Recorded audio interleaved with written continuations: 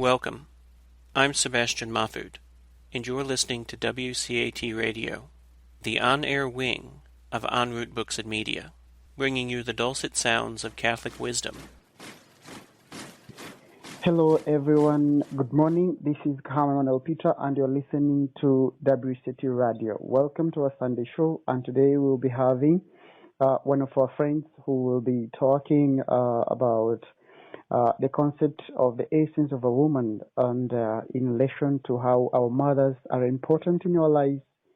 What good should we count from our parents? Why should we respect them? And such other related matters should be comfortable talking about them. So on the speaker right here, we have a friend who is going to introduce herself, and feel free to enjoy with us, and I hope you're going to like it. Hello, Margaret. You're welcome, and feel free to introduce yourself. Thank you very much, Peter. My name is Magdalene Muya. I work in the Ministry of Natural Resources and Tourism in Tanzania as the beekeeping officer, but also the desk officer for European Union projects in Tanzania. Wow. You can proceed introducing yourself. Where are you coming from? Which part of Tanzania are you coming from? Okay. I born in the region called Morogoro, the region between Dar es Salaam and Dodoma, the capital city. At the place called Tabora is the familiar area where the sugar is produced. We have a sugar estate. We practice a lot of farming activity in that district called Ivomero. Wow, that's great. I'm very happy having you today on the show, and maybe you may tell us a little bit about the Morogoro region, about the Tabora sugar. What's the good experience if people that would wish to come and visit your region? Yeah. First of all, Morogoro, the whole region is known as a food bank for the country, because it's a fertile region. So as the district is, we cultivate a lot of cereals like maize, rice, and sugarcane. That is where the big estate for sugar production is in the Pomero district. For myself, I come from the peasant family. My mom and my dad are farmers, and practically my mom was almost the provider for the family, because she was a hardworking woman, and my dad was just supporting rarely, because he was a little bit far from us. So we were raised by our mom alone. And education, the major role in my education was my mom. She played a major role. As you have an idea that from the rural areas, baby sons are given priority in education, but my mom stood on my side to make sure that I get the maximum education possible. Wow, that's great. In fact, that's what's happening in most of the African culture, African families, that we do not, at least these days, most of the families have never been giving so much priority to the girls to go to school.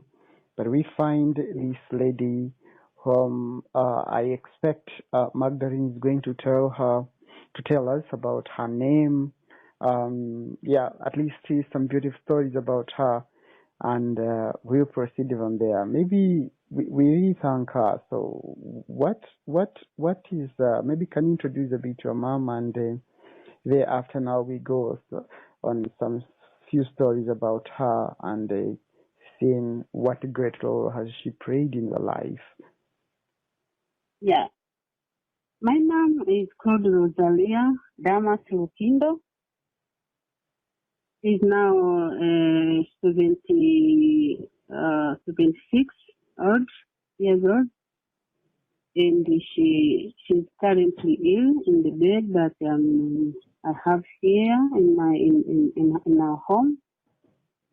When I was in standard 7, I passed to go for secondary education, but she had nothing to support me. By that time, education was you had to pay for education, not like this term. Yes. So she could not afford the school fees, could not afford the uniform, and I was selected to join a ward school. It's a day school that you go to school, then you come back home. Mm-hmm. So after she saw the situation at home, we have no electricity, we have no good house for studying, and also the school is very far from home. We need to pass a lot of forest and sugarcane estate to go to school, of which she thought is very dangerous for me. Then she said, you stay here. I want to go to the education officer at the district to explain that my daughter is very bright, but the situation along the road to the school will threaten her education. There was incidences of girls raping on the way to school. Yes. So she said, no, I don't want to experience that. I will fight to my level best to make sure that you go to the better school, and she preferred boarding schools. Mm-hmm. So she went to the district education office, of which they referred her to the regional officer responsible for education. After explaining the situation, I got a scholarship. Wow. So they transferred me to a boarding school in Kilombero district. We call it Ifakara Secondary School. Mm-hmm.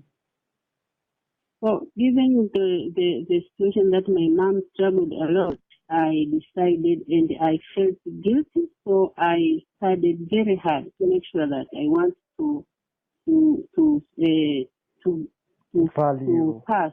Okay. Yeah, to pass and to value the effort, my mom's effort. Mm-hmm.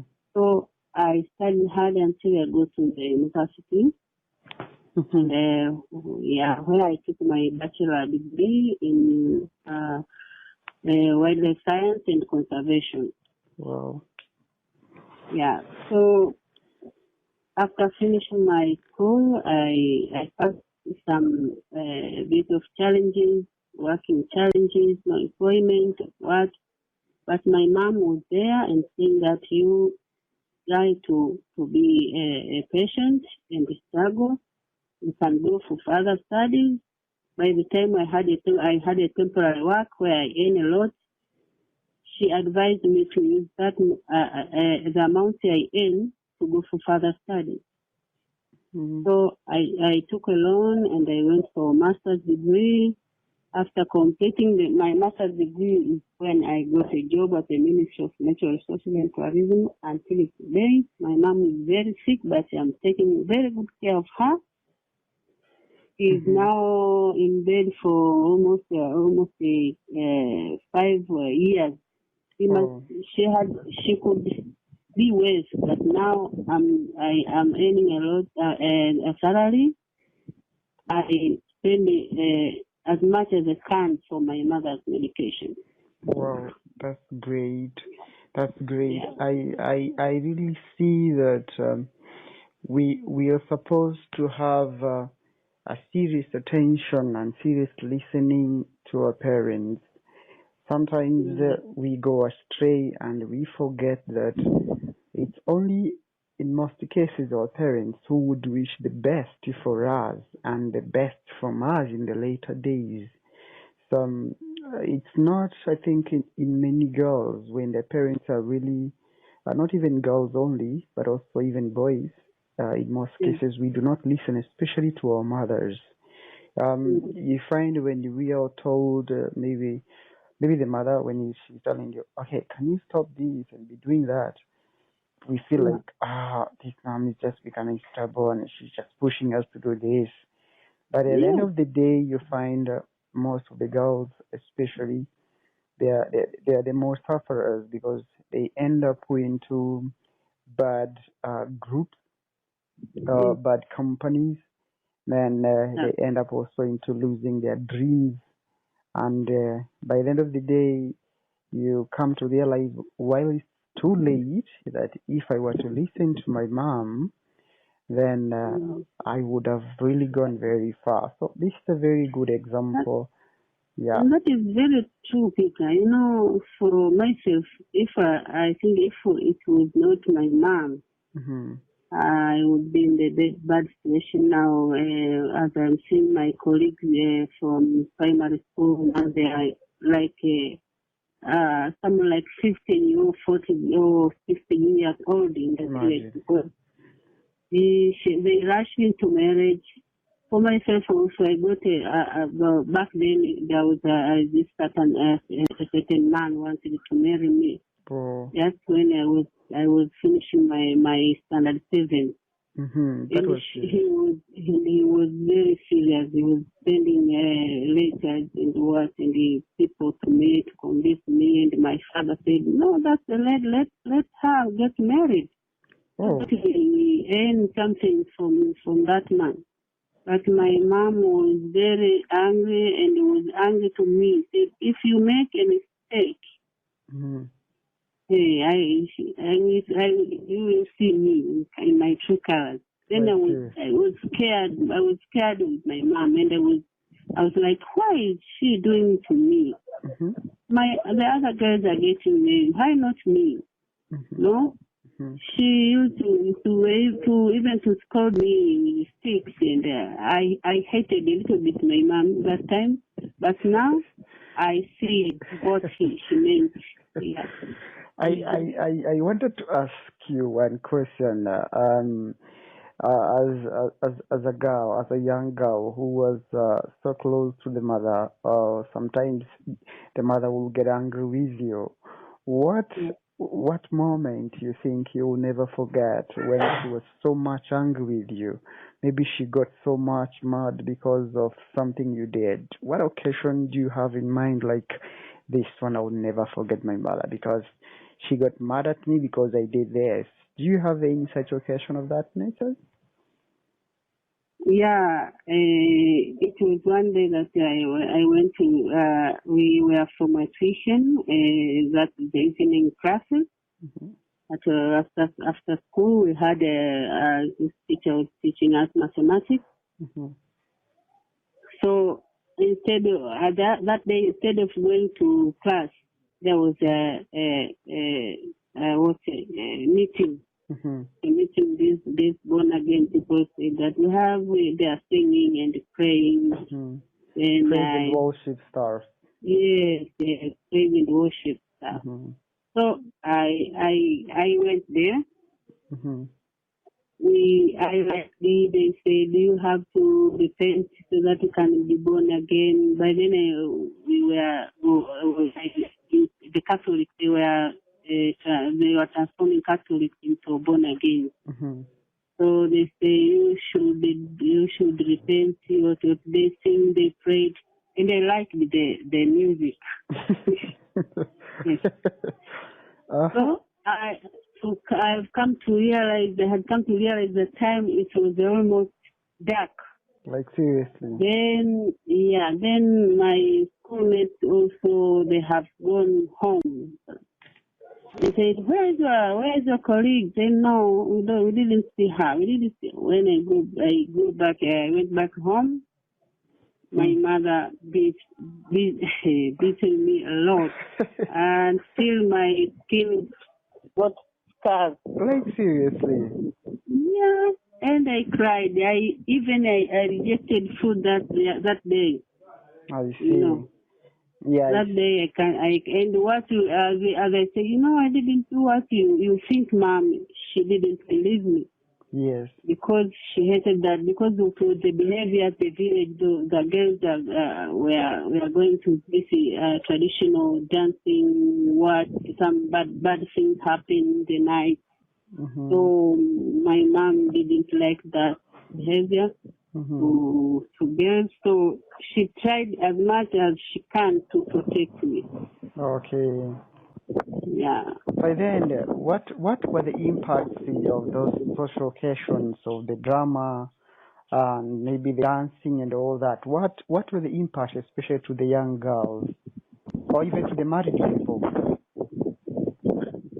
Yeah, the impact of those the traditional dances, which are mainly done at the night, Mm-hmm. it's like girls are being raped, or some other going with their by being convinced they agree to do that early sex with old age men in the ngoma. We call ngoma traditional ngoma.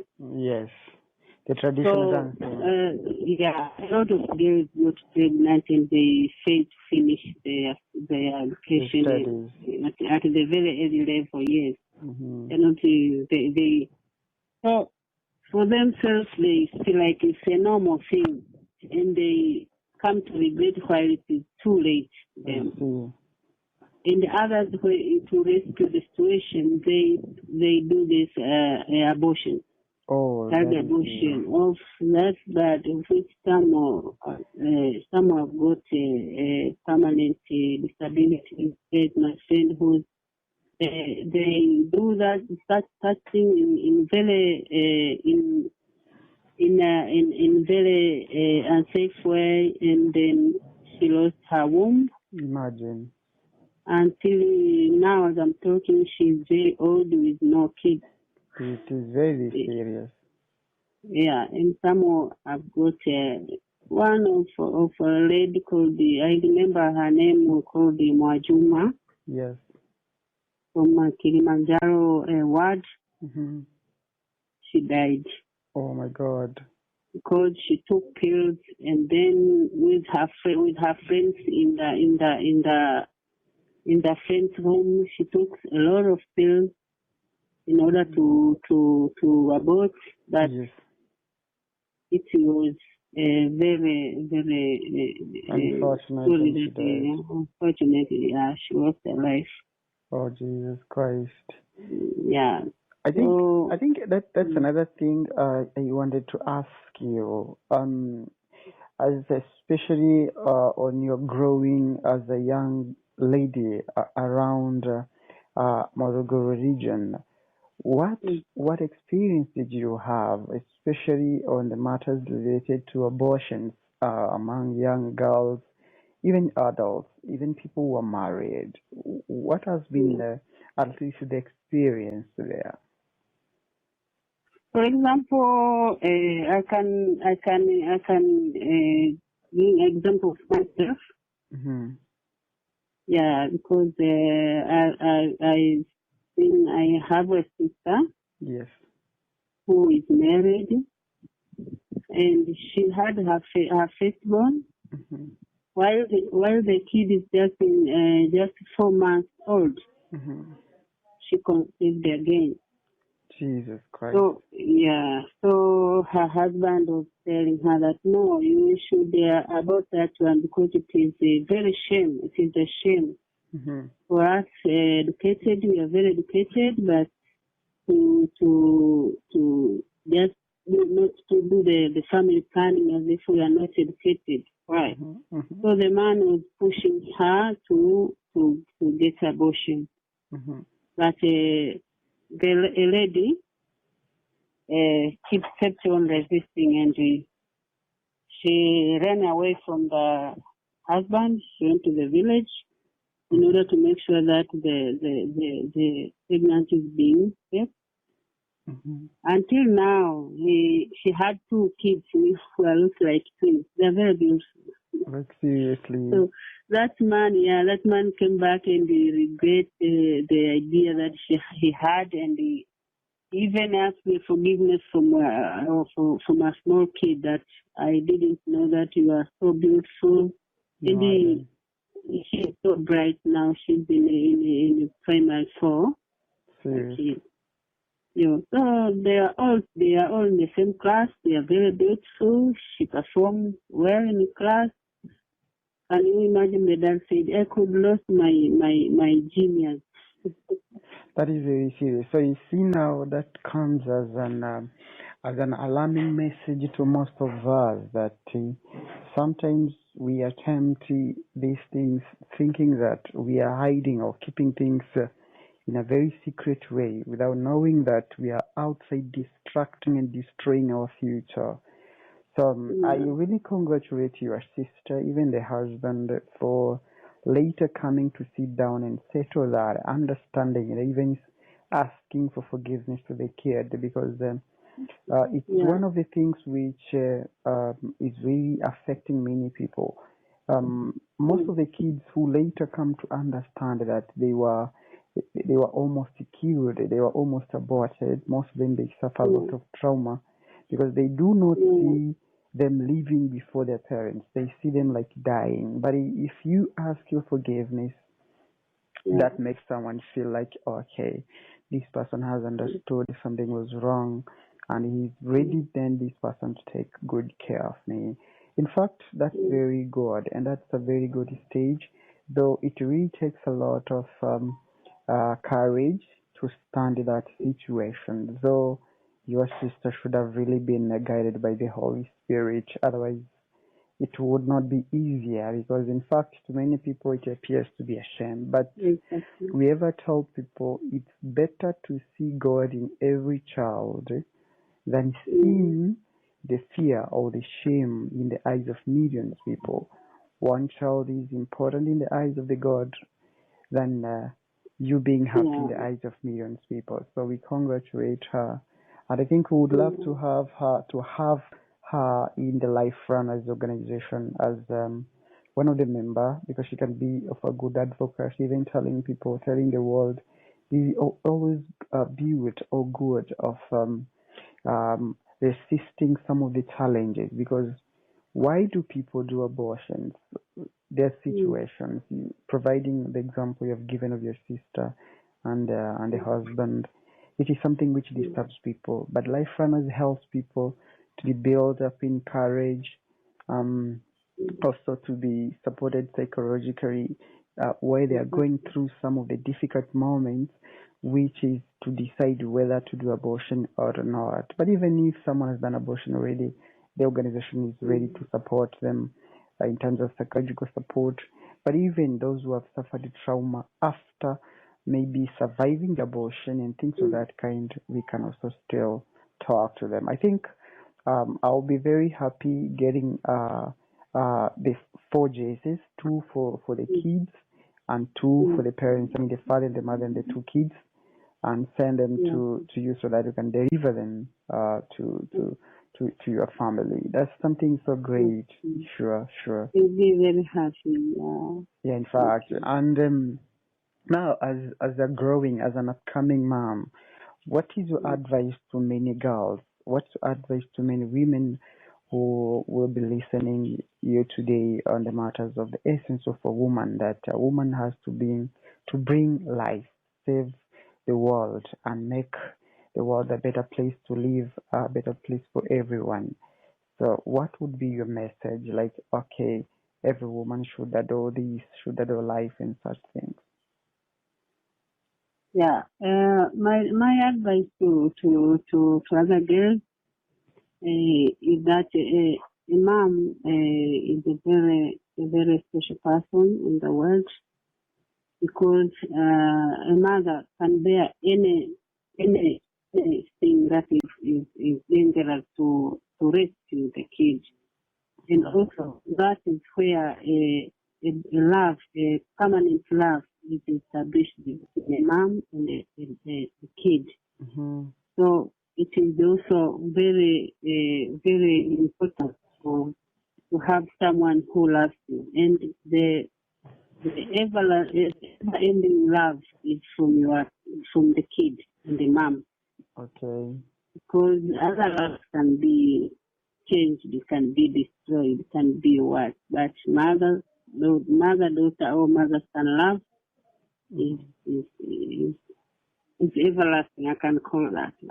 Okay. So you have to experience that love. So give birth to your own blood, your own flesh and blood.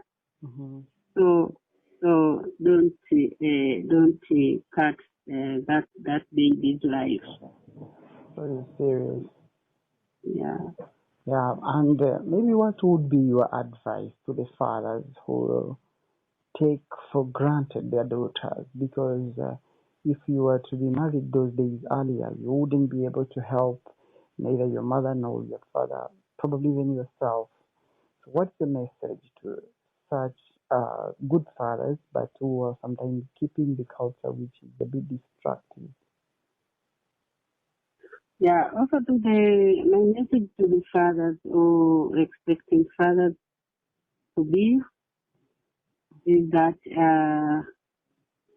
if you love this world, please rescue or educate a baby girl also, because we all have given the splash the spirit from God. So we are all the same under God's name. We are all the same, and we deserve the same. Mm-hmm. But also, baby girls or girls are very caring to their parents. Mm-hmm. I'm not selfish that boy babies are not caring, but speaking to my experience, because I have brothers too, Mm-hmm. see, and they are now married and they have their families. So to my side, even if you have other responsibilities, but parents' responsibilities is the priority. Okay. So educate them or provide the necessary for them so that they can grow up and look after their parents and the other community at large. Thank you so much. Maybe what would be your final message to the world now, which is listening to you now, on the matters of life and everything? Yeah, my message is that a, a woman is the world. Without a woman, without women, the peace in the world could be contaminated. Mm-hmm. So for the peace world, for the peace and secure world, empower a woman, educate a woman, and facilitate the necessary to the woman and the baby girls and young girls. Thank you so much. It has been a very strong message, and thank you for the devotion and the readiness to share these depth matters, which are really going to educate millions of the people in the world. I think we will keep in touch and we'll keep on sharing with these great experiences so that we may be able to share, teach, and even ourselves learn more and more. People, they say that, I mean, it is one person who said, no women, no peace. So it's important loving and respecting women. Thank you so much. Thank you very much. Say and deliver my greetings to our great mom. Despite her being sick, we'll keep on praying for her. And may Mary, our mother, hear our prayers and intercede every request we are making through Jesus Christ, so that she may be able to recover and get back to her normal life. We ask for this through Jesus Christ our Lord. Amen. Thank you. So God bless you. We keep in touch. Thank you. Okay. Have a good evening. Listen.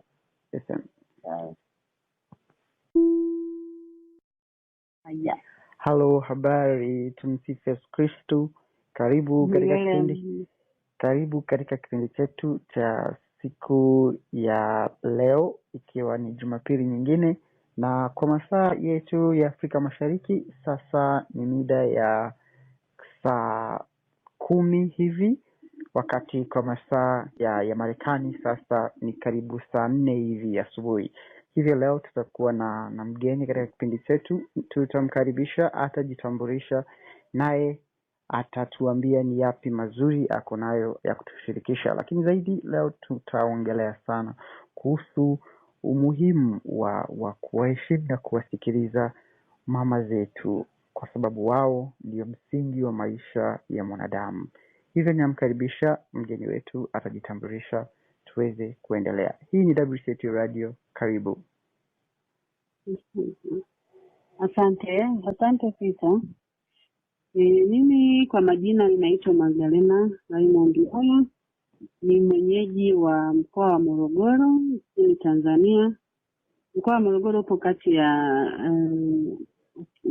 Dar es Salaam na Dodoma, na ni mkoa ambao umefurika rutuba nyingi na unaongoza kwa uzalishaji hasa wa mazao ya chakula, na mkoa unajulikana kama ni benki ya chakula kwa taifa la Tanzania.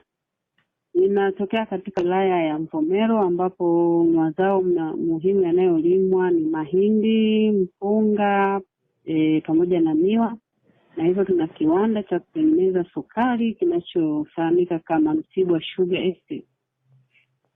Na mimi ni mtoto wa 8 katika familia ya watoto 9 niliozaliwa kijijini Turiani huko mkoani Morogoro. Wow, hongera sana. Naona ulibakia kidogo huo wa mwisho. Ndio kabisa, ni wa pili kutoka mwisho. Okay, hongera sana kwa kuwa na familia nzuri.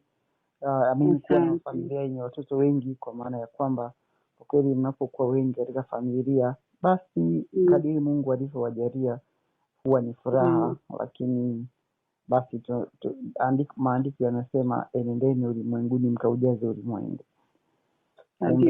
Hilo ni jema. Basi karibu katika kipindi chetu cha leo. Ninakukaribisha kama nilivyosema katika kipindi cha siku yetu ya leo. Kitapenda kuongelea umuhimu wa kuwaheshimu na kuwapenda wazazi wetu, hasa mama zetu, kwa sababu wao ndio msingi wa maisha yetu. Sasa nitakukaribisha, basi wewe utupatie mawili matatu, kwa maana ya kwamba nini mtazamo wako, nini experience yako, na yapi ambayo wewe umeyapitia, kwa maana ya msingi wa kwa nini tuwaheshimu mama zetu. Asante sana Peter. Mimi kwanza sasa hivi ninafanya kazi katika Wizara ya Maliasili na Utalii kama afisa wa ufugaji nyuki, lakini pia ninasimamia dawati la miradi katika wizara, miradi ambayo inafadhiliwa na Umoja wa Ulaya. Na elimu yangu nimeipata kwa changamoto mbalimbali, kwa sababu mama yangu na baba yangu walikuwa ni wakulima kabisa huko kijijini. Na mama yangu alikuwa ni mtoto wa pekee wa kike, na hivyo hakufanikiwa kupelekwa shule na baba yake. Baba alisomesha watoto wa kiume, na yeye wa kike alipatiwa mume na akawa ametuzaa sisi watoto 9. Alituzaa kwa shida na hakuweza kuharibu hata mimba moja, kwa sababu watoto walifuatana sana. Walipishana mwaka mmoja, wengine miezi, wengine mwaka, lakini wote aliwatunza mpaka tukafika watoto 9. Na katika maisha yangu mimi nimemshukuru sana mama yangu, kwa sababu ndio yeye alisimama kidete, wanasema Waswahili, alisimama kiukakamavu kuhakikisha kwamba mimi ninapata elimu, sababu ndugu zangu walikosa kutokana na misimamo ya baba, na hivyo mama akaamua kuondoka na kuja kuanzisha maisha ya kwake mwenyewe, na ndio akaamua sasa kusimamia. Mimi wakati huo nilikuwa naendelea na elimu. Kwa hiyo nilipomaliza darasa la 7, matokeo yangu yakawa mazuri sana na nikafanikiwa kuchaguliwa kujiunga shule ya sekondari. Lakini hiyo shule ilikuwa pale ni ya kutwa, na maana unakwenda na kurudi nyumbani. Mazingira ya nyumbani hayakuwa mazuri, tulikuwa tunatumia vibatari. Kwa hiyo na pia ni mazingira ya njiani wakati wa kwenda shule yalikuwa si salama kwa mimi mtoto wa kike. Kuna matukio mengi ya ubakaji huwa yanatokea njiani watoto wakati wanaenda shule na kurudi. Kwa hivyo mama yangu baada ya kusikia nimefaulu kupelekwa hiyo shule, akaona bado ndoto zangu kama hazitotimia. Na mimi nilikuwa mtoto ambaye ni mwenye akili sana. Mama yangu akasema lazima nitakusimamia kwa sababu umeonyesha juhudi na nia nitakusimamia. Hivyo mama akaniambia kwamba niache kuenda hiyo shule, akafuatilia nipatie uhamisho. Kweli alienda kwa afisa elimu wa wilaya, wakampeleka kwa afisa elimu wa mkoa, akaeleza matatizo yake, akaonyesha na matokeo yangu, wakafurahia, wakasema mama hongera sana kwa kuchukua hatua hizo. Hata hivyo pale wilayani kulikuwa kuna fursa za kusomesha watoto ambao walikuwa wana kipaji na wana matokeo mazuri. Kwa hiyo mama akaleta hizo habari, mimi nikapatiwa ufadhili wa kusomeshwa kuanzia kidato cha kwanza mpaka cha 6. Kwa hiyo kwa hiyo alivyotoka kule akaja na hayo majibu, tukafurahia wote. Nikapatiwa vifaa vya muhimu vya shuleni, nikahamishiwa na shule ya bweni kwa ajili ya usalama wa masomo yangu. Wow. Ndio, kwa hiyo nilifanikiwa kusoma mpaka nikamaliza kidato cha 6. Na kidato cha 6 pia nikafaulu vizuri, nikajiunga chuo kikuu cha Dar es Salaam. Na nilizojiunga chuo kikuu cha Dar es Salaam nikasoma kozi yangu ya Bachelor of Science in Wildlife Conservation. Nikamaliza, lakini pia kulikuwa ajira zilikuwa ni ngumu, nikawa natafuta ajira za muda, wakati mwingine najishughulisha tu na biashara pale nyumbani. Na mama yangu alikuwa akinitia moyo na kusema kwamba nijitahidi tu kuvumilia na kufanya shughuli ndogo ndogo za kipato. Baada ya hapo mama akanipa ushauri tena naweza kutumia hizo pesa ninazopata kwenda kujiendeleza kielimu. Ndipo nikatumia pesa nilizokuwa napata na nikachukua na mkopo pia kwa kutumia hicho kibarua changu cha muda. Nikaenda kusoma degree ya pili, Masters in Natural Resource Assessment and Management pia chuo kikuu cha Dar es Salaam Institute of Resource Assessment. Wakati naendelea kusoma nikawa nafanya application.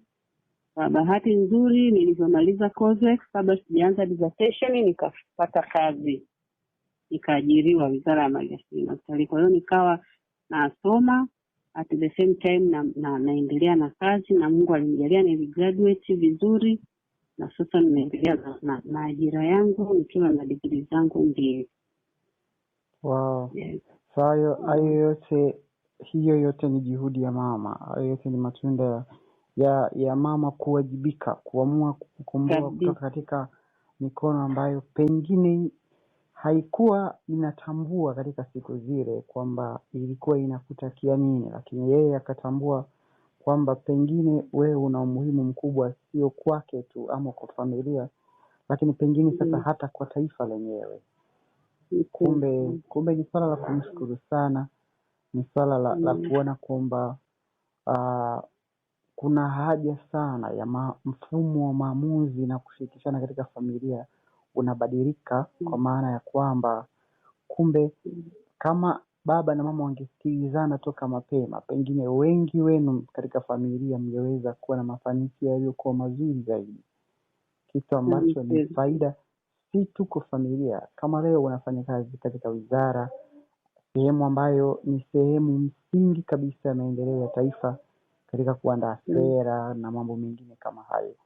Kumbe pengine mama asingefanya juhudi hizo, leo isingekuwa rahisi kwako wewe kwanza kumsaidia yeye katika hali yake ya kuumwa, kama ulivyosema amekuwa anaumwa kwa muda sasa, na pengine isingekuwa rahisi wewe kuweza kufanya kazi na kulitumikia taifa. Tuna vipaji vingapi ambavyo vinapotea vijijini kwetu kwa sababu tu pengine wazazi hawajaamua ama hawajatambua bado kuthamini na kuendeleza vile vipaji ambavyo watoto wa kike wanavyo. Hiyo ni swala la msingi sana.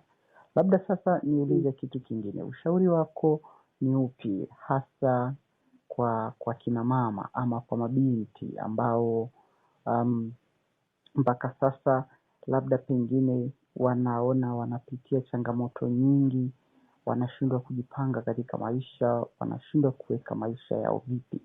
Kwa sababu tunaona tuna changamoto nyingi katika dunia ya siku zetu hizi, pengine masuala ya kulazimika labda kutumia vidonge vya uzazi wa mpango, masuala ya utoaji mimba, lakini pia hata migogoro kuwa mikubwa zaidi katika familia na pengine kufikia hata kushindwa kuwalea watoto vizuri.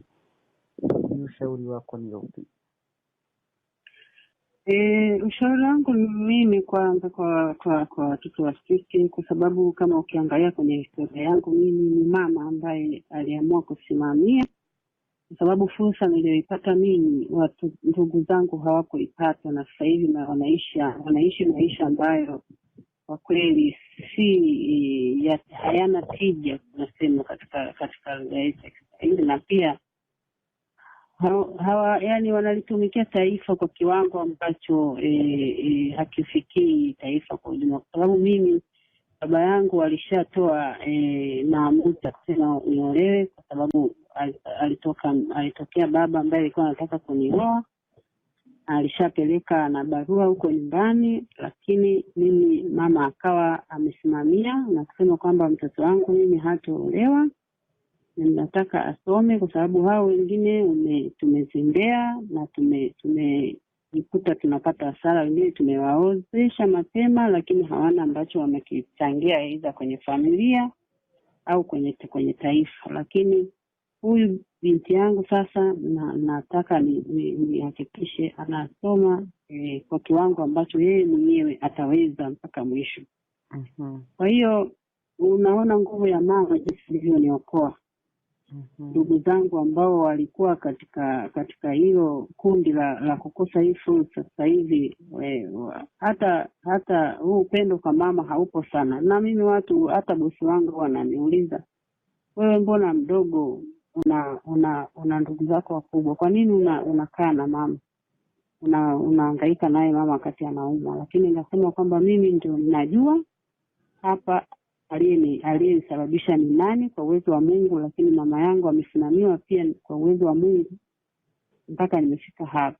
Kwa hiyo inabidi na mimi nisimame, kwa sababu bado nina uchungu kama mwanamke mwenzangu amenihangaikia, lakini pia ninaona kwamba kuna nguvu fulani ipo ndani ya mwanamke ambayo mwanaume anaweza asiione. Kwa hiyo ushauri wangu ni kwamba wanawake tusimamie kuanzia kuleta uhai wa mtoto, na pia kuhakikisha kwamba mtoto anakuja kuleta tija yake mwenyewe, familia yake, jamii inayomzunguka na pamoja na taifa kwa ujumla. Sababu mimi sasa hivi hapa nilipo ninatumikia taifa langu na ninajisikia furaha sana hapa nilipo. Ninapopata watu wanapokuja wizarani kuja kuuliza, kuja kuhitaji mahitaji, ninafurahi kwa sababu niko pale na naweza kuwapatia kile kinachohitajika kulingana na sheria na sera zetu zinazotuangia. Ndio. Kwa hiyo kuna vipaji vingi, kuna watoto wengi, na pale shuleni wakati ninasoma shuleni kule kijijini kulikuwa kuna watoto ambao ninaamini walinizidi mambo mengi sana. Lakini vipaji vyao vimedidimia huko, kwa waume zao wameshaolewa, wamezaa watoto, na sasa hivi wanahangaika tu huko mjini. Na vipaji vyao ina maana vimezimika tu moja kwa moja na kuendelea kuwa wana mawazo kichwani kwamba maisha wameanza wakiwa wadogo sana ya ndoa na hata hawajapanuka kimawazo. Kwa hiyo nina ushauri ni huo tu kwamba tuendelee kuleta maisha duniani. Mama yangu amezaa watoto wengi. Na imagine kama angeishia watoto 3, 5, mimi nisingekuwepo sasa hivi. Ndio. Na mchango wangu usingekuwepo katika taifa hili. Kwa hiyo Mwenyezi Mungu anatuleta kila mmoja na baraka zake na kazi yake ambayo anaiweka ili uje ulitumikie sasa hivi. Ndio. Kuna swala moja ambalo linakuwa sana katika jamii na katika siku zetu hivi. Swala la utoaji wa mimba na swala la matumizi pengine ya vidonge vya matumizi, vidonge vya uzazi wa mpango. Wewe una lipi la kutupatia kuhusu masuala hayo, ukizingatia labda madhara ya utoaji wa mimba? Pengine tuseme kama wewe mama angesema akutoe mimba usingekuwepo. Sasa wewe una yapi ya kutuambia kuhusu hayo? Kwanza Peter, mimi niseme tu hasa nikianzia kwenye swala la vidonge na vifaa vya kuzuia upataji mimba. Mungu ndio maana aliweka kila kitu kinajiendesha kiasilia. Lakini sasa hivi ukiangalia matatizo ya wanawake kuwa na fibroid na unajua ile uvimbe ya tumbo. Ndio. Tumbo imekuwa juu. Hata ukienda hospitali utakuta wagonjwa wengi wanawake wanasumbuliwa na uvimbe tumboni. Na zamani tulizoea kuona kusikia kutokana na elimu yangu nilipokuwa nasoma, kuna baadhi ya research huwa nazipitia. Inaonekana kwamba magonjwa haya vimbe mengi yalikuwa yakitokea wanawake, mara chache ilikuwa ikitokea kwa wanawake na ambao wengine hawakuzaa. Lakini sasa hivi unakuta hata mama alishazaa watoto 3, 4 anapata hilo tatizo. Ni kwa sababu ya madhara sana yanayotokana na chemicals zinazoingizwa mwilini kwa kuzuia mimba. Sasa mfuko unashtuka na kuona vitu vya ajabu, matokeo yake inatoa majibu ambayo ni magonjwa kama hayo. Ndio. Lakini nikija kwenye swala la utoaji wa mimba, mimi na shauri, lakini pia naona madhara yake. Nina uzoefu pia pale jijini wakati nasoma, na mchezo kulikuwa kuna hatari sana kwa binti wadogo kupata mimba kutokana na umbali labda kutoka shule kuja nyumbani, lakini pia tamaduni mbalimbali za kucheza ngoma za usiku hizi ambazo unachanganyika na watoto wa kike na wa kiume. Kwa hiyo kulikuwa kuna njia za wanatumia njia za kutoa mimba, kitu ambacho kimeleta madhara sana pale kijijini. Kuna binti ambaye naye yeye alipata ujauzito, akahisi kama ndio mwisho wa maisha, ingawa watu walikuwa wakimshauri, baadhi ya marafiki zangu, kwamba wewe maisha sio mwisho, uzae mtoto, unaweza ukaja kuendelea na masomo, unaweza ukaendelea na mambo mengine, na huyo mtoto baadaye akaja kuwa ni tegemeo pekee la kwako. Ndio. Yeye alihisi kama ni mwisho wa dunia, akasema ngoja nataka nitoe. Akaenda kutumia madawa ambayo hayo madawa yalimzidi sasa. Baada ya kutoa mimba yakapata na uhai wake mwenyewe. Oh my God. Kwa hiyo nina uzoefu hayo matukio mawili ambayo sasa yananiogopesha. Yanasema ni kuzaa mtoto ni njia salama zaidi. Ndio za salama zaidi. Ukikuta umepata ujauzito, unazaa mtoto na maisha yanaendelea kabisa na unaweza kusurvive. Ni wazi. Kwa kweli hatusemi kwamba tunahimiza watu wapate mimba katika umri mdogo ama wakiwa shule, lakini tunafikiria kitu kimoja. Pengine maisha yetu wanadamu yamewekwa katika mfumo ambao daima ulikwisha tengenezwa toka mwanzo, mengi tunategemea kwamba ukiona swala fulani limetokea katika maisha yako ni kwamba Mungu ana sababu yake kwa nini kaliruhusu hilo swala. Tunaona pengine mtu anapata ujauzito, anafikiria kutoa yule mtoto, kumbe pengine yule ndio alikuwa mtoto wake wa pekee, kwa sababu tu ameona aibu na kuwaficha watu. Lakini baadaye, baada ya miaka michache, wale watu walikuwa wanaonea aibu, anaanza kuwakimbia tena kwa sababu hawezi tena kupata mtoto. Sasa kinachotokea pale ni vema kupima kipi bora, kutoa mimba na kuua mtoto ili nibaki nateseka daima katika moyo wangu, ama nimwache mtoto aishi na Mungu anayetoa heshima yeye mwenyewe ataendelea kunilinda, kwa sababu pia nimeheshimu alichokiweka katika maisha, kwa sababu tunasema yani essence of a woman is to give life. Sasa kama wewe umekuwa muuaji, na maanisha tayari umekwenda kinyume na maana ya wewe kuwa mwanamke. Sasa ni kweli kabisa. Ndio. Ni kweli kabisa, na nitoe tu angalizo kwamba unatakiwa mtoto wa kike na hata mama na hata wazazi tunatakiwa kujilinda na hivyo na hiyo kitendo cha kushirikisha tendo la ndoa katika umri mdogo ni kitu ambacho tunatakiwa tujilinde. Lakini pia sisi wanadamu tunakosea, ukakosea ukafanya hilo kosa, Mungu yeye anaangalia roho, kwamba unaunganisha pale kiumbe kimetokea labda ni yai na mbegu ya baba. Mungu anashusha roho yake pale. Kwa hiyo tayari kile kitendo kikishatokea, iza kwa bahati mbaya au kwa bahati ya aje, lakini Mungu alishashusha roho yake. Kila kiumbe ni kiumbe cha Mungu. Ndio. Nakumbuka pale katika siku 7 Mungu aliumba kila kitu duniani. Aliumba wanyama, aliumba, na ndio maana zinapounganika sisi vile vinasaba vya kibinadamu, Mungu anashusha roho yake. Kwa hiyo kitu kikishakuwa kiumbe, basi hatutaki kukichezea. Ndio. Tunatakiwa tujue kabisa pale kuna roho ya Mungu.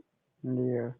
Kwa hiyo ndio maana ndio kabla hatujaanza kuikaribisha roho ya Mungu tunatakiwa tuwe wasafi. Tujitunze, tujilinde. Ina maana katika umri ule ambao tayari umeshaingia katika ndoa takatifu, ndipo unaanza kukaribisha roho wa Mungu ili awape kiumbe na mkilee katika maadili yale ambayo yameelekezwa kwenye Biblia. Lakini kiumbe kikishapatikana tusikichezee kwamba uanza kufikiria kutoa mimba na nini. Kuna hatari pale, kwa sababu tayari ndio wa Mungu. Unaweza kuhatarisha maisha yako. Ndio. Na wewe mwenyewe mama. Kwa hiyo ni vizuri tukajitunza, na wazazi tukajitunza, tukahakikisha watoto wetu hasa mabinti wanakuwa na maisha salama zaidi hapa wanapofikia umri wao wa kuanza maisha na kuongeza dunia, kujaza binadamu. Mungu alisema tujaliane tuijaze dunia, lakini ni kulingana na mapenzi yake na maagizo katika Biblia. Ndio. Kwa hiyo labda mimi ningeuliza kama wewe una chochote ambacho ungeweza kukisema, kwa maana ya kwamba ni mfano mzuri wa swala hili la pengine kutotoa mimba. Labda wewe ungeweza kusema lipi ambalo unafikiri lingeweza kuwakumbusha wengine na kuwapa fundisho ambalo ni nzuri? Ninachoweza kuongea kama kukumbusha au kama ni message yangu ni kwamba wanawake tuna amani. Tukumbuke Mama Bikira Maria ni mama wa amani na ndiye anayetuombea. Kwa hiyo kuna kitu cha pekee ambacho kimewekwa kwa mwanamke hasa katika kuleta amani. Na ndio maana pale msalabani Yesu alipokuwa anateswa, wamama walitoa machozi na wengine walimsaidia kwa kumfuta jasho na kumpa maneno ya faraja kwamba Yesu, sisi tunakulilia, tuko karibu yako. Kwa hiyo inaonyesha wanawake ni amani na dunia inahitaji amani na upendo. Na hivyo vyote vimewekwa ndani ya mwanamke. Kwa hiyo ni sisi wanawake basi kuhakikisha kwamba maisha yanakuwa salama duniani, kwa kuhakikisha kwamba tunasababisha maisha. Ina maana sisi ndio hekalu ambalo limepewa dhamana na limebarikiwa kwa ajili ya kuijaza dunia. Kwa hiyo tukitoa mimba tunaenda kinyume na mapenzi ya Mungu. Na hata kama uko kwenye ndoa kuna uzoefu wa kwamba watu wanaona aibu kwamba nimezaa watoto wamefuatana sana, huyu mtoto bado mdogo, au labda nimetoka tu kufunga ndoa sijajipanga kuzaa au nini. Lakini ukumbuke kwamba kuna watu ambao wanalia kwa kukosa watoto, hawajapata baraka ya kuzaa, na wananyanyasika kwenye maisha yao, kwenye ndoa zao kwa ajili ya kukosa watoto. Sasa hebu fikiria wewe unatoa mtoto na unatupa. Kwa kweli inakuwa ni kama laana unapata, unapata ni dhambi kubwa sana. Kwa hiyo ushauri wangu ni huo, tutunze watoto, lakini pia tutunze na kizazi ambacho tumepewa na Mwenyezi Mungu. Okay. Yeah. Mimi nakushukuru sana. Ninashukuru kwa muda wako na kwa mengi ambayo umetushirikisha. Pengine ni muda sasa wa jamii yetu kukumbuka na kufikiria kwamba ni vema sana kuthamini utu wa mtu yeyote, awe mwanaume awe mwanamke, hasa kwa watoto wanapokuwa wadogo, sababu hapo ndio sehemu pekee ya kuanza kuandaa wao kwa maana ya kuwa watu wa namna fulani katika jamii. Hiyo ni kwa maana ya faida yao wao wenyewe, faida ya kwetu kama familia, lakini pia faida kwa taifa. Tunapaswa pia sisi kama vijana hasa kukumbuka ni muhimu kuwapenda na kuheshimu wazazi wetu. Unaweza kukuta mzazi ana watoto 3, 4, lakini basi anaishi maisha ya shida sana, ama hana furaha kwa sababu watoto hawamfurahii, hawamheshimu wala hawamsikilizi. Kumbe tunakutakia kila jema katika yote unayofanya, lakini zaidi tunaendelea kumwombea mama anayeumwa, ili kwa maombezi ya mama yetu Bikira Maria aweze kupatiwa msaada na uponyaji, kwa sababu tunaamini mama yeye anajua jinsi ya kumuomba Bwana wetu Yesu Kristo. Basi nakushukuru sana na nikutakie Jumapili njema na jioni njema. Kumbe tutakapokuwa na wakati mwingine basi tutashirikiana mengine zaidi. Asante sana Peter, nashukuru. Basi asante. Natakie jioni njema na kazi njema. Asante sana. Basi wapendwa wasikilizaji, na washukuru sana, niwatakie Jumapili njema. Kwa wale wanaojiandaa kwenda kanisani kwa huko Marekani na mataifa mengine, lakini basi kwa wale pia ambao wamekushatoka makanisani, niwatakie maandalizi mema ya siku ya Jumatatu inayoanza kesho kwa ajili ya kazi. Hii ni WCAT Radio na mimi ni Kahama Peter. Nikutakie Jumapili njema na wiki njema ijayo. Asante.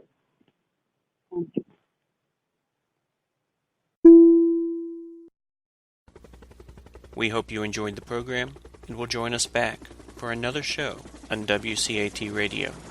This is Sebastian Mahfood. Good day.